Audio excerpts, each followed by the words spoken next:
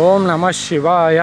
ರಾತ್ರಿಯಿಂದ ವೀಡಿಯೋ ಮಾಡಿ ಹಾಕಿರೋದಕ್ಕೆ ಯಾರ್ಯಾರಿಗೆ ಬೇಜಾರಾಗಿರುತ್ತೋ, ಯಾರ್ಯಾರು ಸಂತೋಷ ಆಗಿರುತ್ತೋ, ಯಾರ್ಯಾರು ಕೋಪ ಬಂದಿರುತ್ತೋ, ಯಾರ್ಯಾರಿಗೆ ಆನಂದ ಆಗಿರುತ್ತೋ, ಯಾರ್ಯಾರು ಬೇಜಾರಾಗಿರ್ತಾರೋ, ಯಾರ್ಯಾರು ಹುಚ್ಚ ಅಂತ ತಿಳ್ಕೊಂಡಿರ್ತಾರೋ, ಇವನ ಕೈಯಲ್ಲಿ ಏನಾಗುತ್ತೆ, ಏನು ಮಾಡಿಬಿಡ್ತಾನೆ ಅಂತ ಯಾರ್ಯಾರೆಲ್ಲ ಏನೇನು ಅಂದ್ಕೊಂಡಿರ್ತೀರೋ ಅವ್ರಿಗೆಲ್ಲ ಒಂದೇ ಮಾತು ಏನು ಗೊತ್ತಾ, ಸಮುದ್ರ ಮುಂದೆ ಕುತ್ಕೊಂಡಾಗ ಅಲೆಗಳ ಶಬ್ದ ಇಂಪಾಗಿ ಕಾಣಿಸುತ್ತೆ.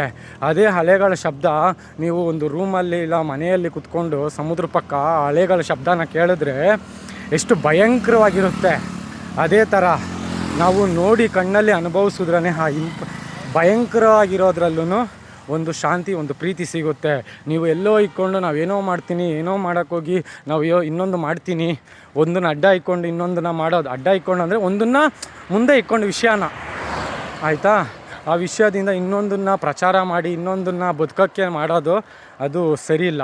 ಅದಕ್ಕೆ ಹೇಳ್ತಾರದು ನಾವು ಒಂಥರ ಸಮುದ್ರ ಅಲೆ ಇದ್ದಂಗೆ, ಅದನ್ನು ಶ್ವಾಸಿಸೋದು ನಮ್ಮ ಯೋಚನೆ, ಏನು ಹೇಳೋದು ನಮಗೆ ಬಿಟ್ಟಿದ್ದು.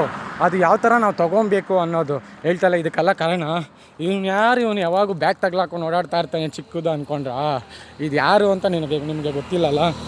ಏನು ಹೇಳ್ರಿ, ಇದು ಯಾರು ಅಂತ ನಿಮಗೆ ಗೊತ್ತಿಲ್ಲಲ್ಲ. ನಿಮಗೆ ಹೇಳ್ತೀನಿ ಅದು ಯಾರು ಅಂತ. ಅವರೇ ನಂಗೆ ಇಷ್ಟೆಲ್ಲ ಹೇಳ್ಕೊಟ್ಟಿರೋದು, ಓಕೆನಾ.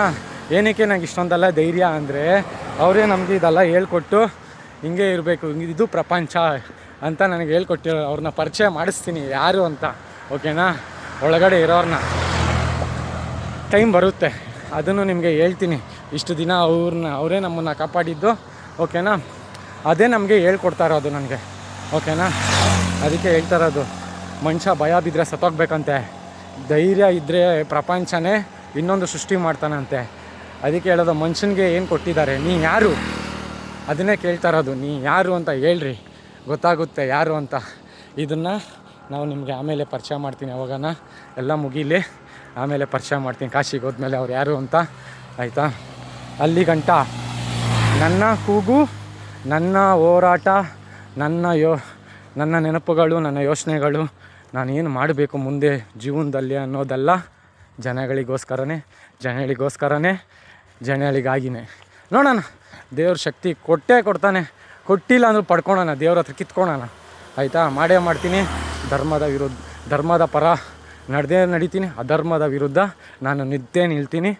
ನೋಡೋಣ ಯಾರ್ಯಾರು ಏನೇನೆಲ್ಲ ದುಡ್ಡು ಇಲ್ದಿರೋ ದೇವ್ರು ನೋಡ್ಬೇಕ್ರಿ.